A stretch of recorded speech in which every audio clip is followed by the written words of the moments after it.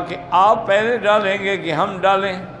اور فرمایا نہیں تم ڈالو، تاکہ دیکھیں کہ تم کیا دکھاتے ہو، لوگوں کو کیسے تمہارا معاملہ واضح ہو۔ فَإِذَا حِبَالُهُمْ وَعِصِيُّهُمْ يُخَيَّلُ إِلَيْهِ مِنْ سِحْرِهِمْ أَنَّهَا تَسْعَىٰ۔ اب انہوں نے جو رسیاں اور اپنی لکڑیاں ڈالیں تو لوگوں کو ایسے نظر آتا تھا کہ جیسے یہ چل رہی ہیں اور یہ سانپ ہیں۔ یاد رکھیں کہ جادو کا علم جو ہے وہ تو ہے، برحق ہے، علوم شیطانی میں ہے، لیکن علم ہے، اور جادو کا اثر بھی ہوتا، لیکن جادو سے کسی کی جنس بدل دی جائے، یعنی انسان کو نعوذ باللہ گدھا بنا دے، یہ نہیں ہو سکتا۔ اور بعض لوگ کہتے ہیں کہ جادو کا ایک علم یہ بھی ہے کہ وہ آنکھوں کے اوپر ایک قسم کا اثر ڈالتے ہیں، ہپنوٹائز کر دیتے ہیں، جو دکھانا چاہتے ہیں دیکھنے والے کو وہی نظر آتا ہے۔ تو بہرحال اس میں تو کوئی شک نہیں کہ جادو ایک علم ہے، لیکن علوم شیطانیہ سے ہے۔ اس کا پڑھنا، پڑھانا، سیکھنا، سکھانا، کرنا سب حرام نہیں بلکہ کفر کے درجے پہ ہے۔ حضور پاک نے فرمایا من تسحر وقد کفر، جو آدمی کسی پہ جادو کرتا ہے گویا وہ کفر کرتا ہے۔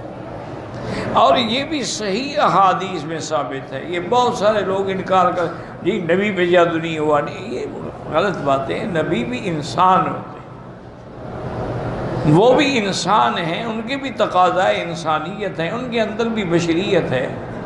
انبیاء علیہم السلام کھاتے ہیں، پیتے ہیں، شادی کرتے ہیں، ان کے بھی دکھ ہیں، سکھ ہیں، غم ہیں، غم ہے، خوشی ہے۔ تو اسی طرح انبیاء پر بھی جادو ہو سکتا ہے، اور میرے آقا پہ جادو کیا گیا جو صحیح حدیثوں میں ثابت ہے۔ یہ محبت نہیں کہ جو چیز حدیث میں ثابت ہو اس کا بھی انکار کر دو، اور جی نہیں حضور پہ جادو کیسے ہو گیا؟ بھئی حضور کے دندان مبارک کیسے شہید ہو گئے؟ اگر دندان مبارک شہید ہو سکتے ہیں، حضور کے رخسار زخمی ہو سکتے ہیں، حضور صلی اللہ علیہ وسلم کو موت کے وقت میں بخار کی اتنی شدت ہو سکتی ہے کہ 6 7 ٹھنڈے پانی کے مشکیزیں ڈالتے تھے، تھوڑا افاقہ آتا تھا پھر بخار کا جوش چڑھ جاتا۔ اور حضور پاک صلی اللہ علیہ وسلم کو موت کے وقت میں سکرات کی تکلیف ہو سکتی ہے، تو جادو کیوں نہیں ہو سکتا؟ اللہ کے پیغمبر دعائیں مانگ رہے تھے، اللہم اعنی فی سکرات الموت، اللہم اعنی فی سکرات الموت، یا اللہ اس وقت میری مدد فرما۔ اور اسی طرح پیغمبر پہ زہر کا بھی اثر ہوتا ہے کہ حضور پاک نے اس وقت فرمایا کہ عائشہ ھذا انقطاع اوان ابہری من سم الذی اکلت بخیبر، کہ خیبر میں جس عورت یہودیہ نے مجھے زہر دی تھی تو یہ اس زہر کا اثر ہے جو آج ظاہر ہوا ہے، اور میری آنتیں مبارک کٹ رہی ہیں اس زہر کے اثر سے۔ تو زہر کا اثر بھی آپ پہ ہو سکتا ہے۔ تو اصل یہ تھا کہ یہودیوں نے مل کے کوشش کی کہ حضور پاک صلی اللہ علیہ وسلم پہ جادو کیا جائے۔ تو لبید ابن الاعصم ایک بہت بڑا ان کا جادوگر تھا، اس کی لڑکیاں جو ہیں وہ بھی جادو کرتی تھیں۔ تو پہلے تو لڑکیوں نے کوشش کی جادو کرنے کی، لیکن وہ کامیاب نہ ہوئی۔ پھر یہودیوں نے لبید ابن الاعصم سے کہا کہ ہم تمہیں اتنا پیسہ دیں گے، اتنی دولت دیں گے، تو خود جادو کرو۔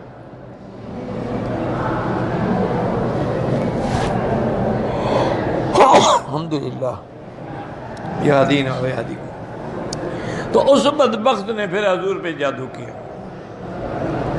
اچھا، اب جادو کا اثر جو ہے وہ حضور کے دین کے معاملے میں بالکل نہیں تھا، یعنی حضور وضو فرما رہے ہیں، نماز پڑھ رہے ہیں، نمازیں پڑھا رہے ہیں، تلاوت فرما رہے ہیں، تبلیغ فرما رہے ہیں، اس میں کوئی فرق نہیں۔ جادو کا اثر جو ہے آپ کے دنیاوی معاملات پہ اثر انداز تھا کہ آپ کو مثلاً بھوک نہیں لگتی تھی۔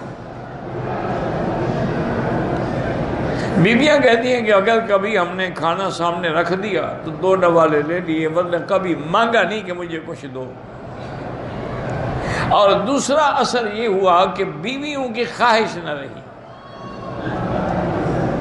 آج کل بھی اکثر جادو یہی ہوتے ہیں، یفرقون بین المرء وزوجہ، میاں اور بیوی میں جادو کر کے فتنہ کرتے ہیں جادوگر، تاکہ آدمی جو ہے اس کی بندش ہو جاتی ہے، وہ اپنی بیوی کے پاس جانے کے قابل ہی نہیں رہتا، یا بیوی پہ بندش ہو جاتی ہے، اس کو اپنے خاوند کا ملنا پسند نہیں آتا، آہستہ آہستہ نفرتیں بڑھتی ہیں، انجام پھر علیحدگی ہوتا۔ تو حضور پاک میں یہ اثر ہوا تھا کہ آپ کو اپنی خواہشات جو تھیں نا یہ ازواج مطہرات کی، وہ ختم ہو گئی۔ کافی عرصے تک جادو کا اثر رہا۔ ایک دن حضور پاک فرماتے ہیں کہ میں سو رہا تھا کہ جبریل اور میکائیل دونوں فرشتے آئے، ایک میرے سرانے کی طرف کھڑا ہو گیا، ایک میرے پاؤں کی طرف کھڑا ہو گیا، اور سرانے والے نے اس سے پوچھا، پاؤں والے نے اس سے پوچھا کہ ما بہذا الرجل، اس بندے کو کیا تکلیف ہے؟ تو اس نے کہا کہ مطبوب، یہ مسحور ہیں، ان پہ جادو کیا گیا ہے۔ انہوں نے کہا من طبہ، کس ظالم نے جادو کیا؟ اس نے کہا لبید ابن العاصم نے۔ انہوں نے کہا کس چیز میں جادو کیا گیا؟ انہوں نے کہا فی مشتن و مشاتۃ۔ انہوں نے کہا وہ کہاں ہے؟ انہوں نے کہا وہ فلاں جگہ پر ایک کنواں ہے کچا، اس کے نیچے جو کنویں کے نیچے جو لکڑی ہوتی ہے تحت رعوفۃ، اس کے نیچے وہ جادو والی چیزیں جو ہے دفن ہیں۔ حضور فرماتے ہیں کہ ثم افقت، تو میری نیند کھل گئی۔ حضور نے فوراً بلایا حضرت علی رضی اللہ تعالی عنہ کو بھی اور کچھ اور صحابہ کو بھی، اور ان کو لے کر حضور اس مقام پہ تشریف لے گئے جہاں کا جبریل نے بتایا تھا۔ حضور نے بعد میں بتایا کہ وہ جگہ ایسی ویران تھی اور ایسی برباد تھی کہ وہاں کھجوریں تھیں لیکن تنے کھڑے ہوئے تھے، کأنہم رؤوس الشیاطین، گویا کہ شیطانوں کے سر ہیں، پھل کچھ نہیں۔ اور کنواں جو تھا حضور نے فرمایا اس کا پانی ایسے تھا جیسے مہندی کا ملا ہوا پانی ہو۔ حضور پاک نے حکم دیا، حضرت علی رضی اللہ تعالی عنہ کنویں میں اتر گئے اور انہوں نے اس لکڑی کے نیچے ہاتھ پھیر کے ڈھونڈنے کی کوشش کی۔ آخر آپ کے ہاتھ میں ایک چیز آئی، وہ کنگھی تھی، اور اس کنگھی میں حضور پاک کے بال مبارک تھے۔ اس ظالم نے ان بالوں کو لپیٹا تھا، اس میں سوئیاں لگائی تھیں۔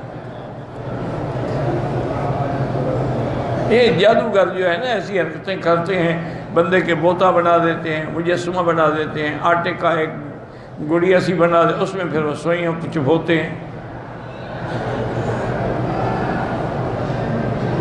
اب حضور صلی اللہ علیہ وسلم پر یہ معوذتین جو ہے نا یہ بھی اتر چکی تھی، قل اعوذ بالفلق اور قل اعوذ بالناس۔ تو حضور یہ پڑھتے جا رہے تھے، یہ 7 آیتیں ہیں، وہ 7 گریں تھیں، ہر گرہ کھلتے گئے۔ تو حضرت علی فرماتے ہیں جیسے جیسے حضور ایک گرہ کھولتے اور سوئی نکالتے آپ کا چہرہ کھلتا جاتا، حتیٰ کہ وہ ساری سوئیاں نکل گئیں تو حضور کا چہرہ ایسے روشن ہو گیا جیسے 14ویں کا چاند ہو۔ حضور نے وہ لے کے اسی کنویں میں پھینک دی سب کچھ، واپس تشریف لے آئے۔ تو بی بی عائشہ نے عرض کیا کہ حضور آپ لے تو آتے، ہم دیکھتے تو صحیح ان ظالموں نے کیا کیا ہے۔ میں نہیں چاہتا تھا کہ کوئی ایسا فتنے کا ذریعہ بن جائے کہ لوگوں کو میں دکھاؤں اور لوگ جوش میں آ جائیں، تو جن لوگوں نے یہ جادو کیا اس کو قتل کر دیں۔ میں نہیں چاہتا، اللہ نے مجھے شفا دے دی، بات ختم ہو گئی۔ تو جادو ہو جاتا۔ فرعون کے جو جادوگر تھے نا، انہوں نے دراصل فرعون نے بتایا تھا نا کہ موسیٰ علیہ السلام عصا ڈالتے ہیں تو سانپ بن جاتا ہے، تو یہ بھی اسی قسم کے رسیاں اور اسی قسم کی چیزیں بنا کے لائے، ان پہ پارا لگا دیا تاکہ جب دھوپ ہوگی پارے پر اثر ہوگا تو پارا حرکت کرے گا، یہ رسیاں چلتی ہوئی نظر آئیں گی۔ آپ دیکھیں نہیں جیسے بخار ہو، تھرمامیٹر رکھتے ہیں اس میں بھی پارا ہوتا ہے نا، تو وہ اوپر چڑھ جائے گا تو بخار ہے، نہیں چڑھے گا تو بخار نہیں ہے۔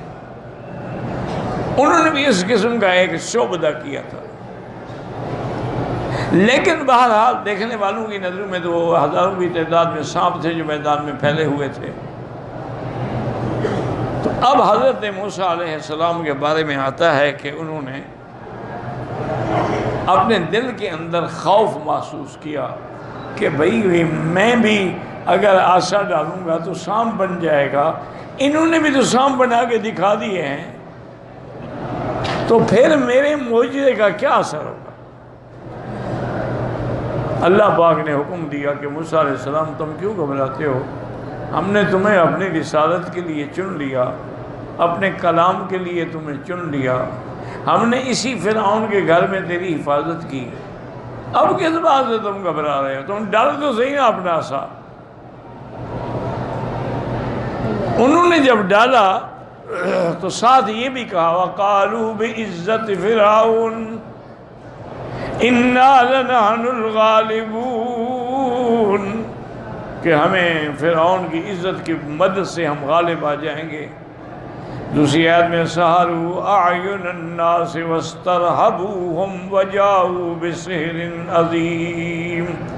ایک آیت میں یہ بھی کہ انہوں نے اصل میں لوگوں کی آنکھوں پہ جادو کیا تھا، ان کو ہپنوٹائز کر دیا گیا تھا، اور یہ ہے اب بھی ہے، یہ چیزیں اب بھی موجود ہیں۔ ایک عورت ہے، اب دیکھیں مجھے اس شہر کی جگہ کا نام نہیں آ رہا، وہ کرسچین عورت ہے، عیسائی عورت ہے، اور وہ پورا ہفتہ عبادت کرتی ہے، ایک دن اس نے رکھا ہوا ہے علاج کے لیے۔ اچھا، کوئی پیسے نہیں لیتی، کوئی لالچ نہیں کرتی، ایک صندوق رکھی ہوئی ہے، جو خوشی سے دینا چاہے اس میں ڈال دے۔ اچھا، وہ سارے آپریشن جو ہے ہاتھ سے کرتی ہے۔ میرا اپنا ایک دوست ہے، اچھا خاصا پڑھا لکھا آدمی، علامہ کی ڈگری والا بندہ ہے، اب تو فوت ہو گیا، اللہ محفوظ فرمائے۔ اس بیچارے کو بھی یہ تکلیف تھی، اس نے کہا مکی صاحب مجھے بھی شوق ہوا کہ چلو آپریشن کرانے سے اگر ہاتھ سے آپریشن ہو جائے تو بڑی اچھی بات ہے۔ میں اس شہر میں گیا، وہاں جا کے میں معلوم کیا، انہوں نے کہا جی لوگ تو 8 دن سے انتظار میں بیٹھے ہیں، وہ دن آئے گا تو کام ہوگا نا۔ کہتے ہیں میں نے لوگوں کے آراء لیے، معلومات لیے، پوچھا، مجھے چونکہ میں خود ایک اہل علم آدمی تھا، میں نے کہا ہے کوئی چکر یہ، اور نے کہا جی وہ ہاتھ سے باقاعدہ آپریشن کرتی ہے اور آپ کی پتھری ہے وہ نکال کے آپ کو دکھا دیتی ہے، یہ آپ کی پتھری ہے، یہ لے جائیں، پھر دوسرے ہاتھ سے ایسا کرتی ہے، سلائی ہو جاتی ہے۔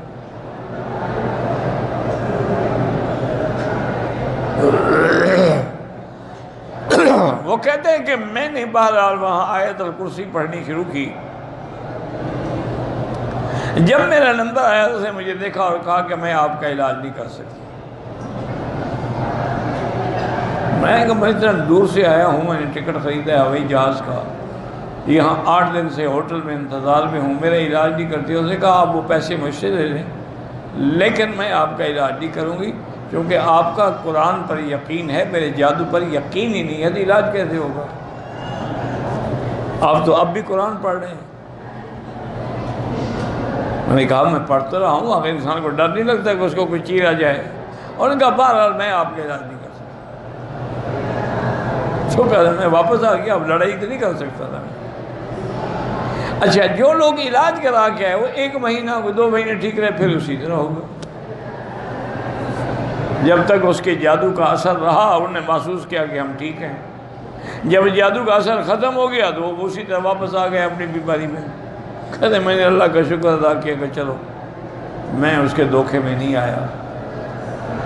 تو اسی لیے جادو تو ہوتا ہے، دھوکہ دیا جاتا ہے، بعض لوگ آنکھوں پہ کرتے ہیں، اسی چیز پہ بھی جادو کرتے ہیں۔ حضرت کعب احبار خود فرماتے تھے، وہ کہتے تھے کہ مجھے اللہ نے یہ جو حضور پاک نے کلمات سکھائے نا، اعوذ بکلمات اللہ التامہ من شر شیطان وہامہ، اعوذ بکلمات اللہ التامات من شر ما خلق، اعوذ بکلمات اللہ التامہ من شر کل شیء، یہ سارے کلمات اگر حضور مجھے یہ نہ سکھاتے نا، یہ تو مجھے گدھا بنا دیتے جادو کر کے، یہودی جو میرے دشمن ہیں۔ تو بہرحال حضور نے کلمات ہمیں سکھائے ہیں، اگر یاد ہوں۔ اچھا ایک بات یاد رکھو، چونکہ بعض دعائیں مشکل بھی ہوتی ہیں، اعوذ بکلمات من شر ما خلق و ذرع و برع من شر ما تارک یترک الا بخیر یا رحمان، اعوذ بکلمات اللہ التامہ من شر شیطان ہی و نفس ہی، تو یہ مشکل بھی ہوں تو آپ ایک بات یاد، بس صرف درود شریف پڑھا کریں، ہر چیز کا علاج درود شریف سے ہو جائے گا انشاءاللہ۔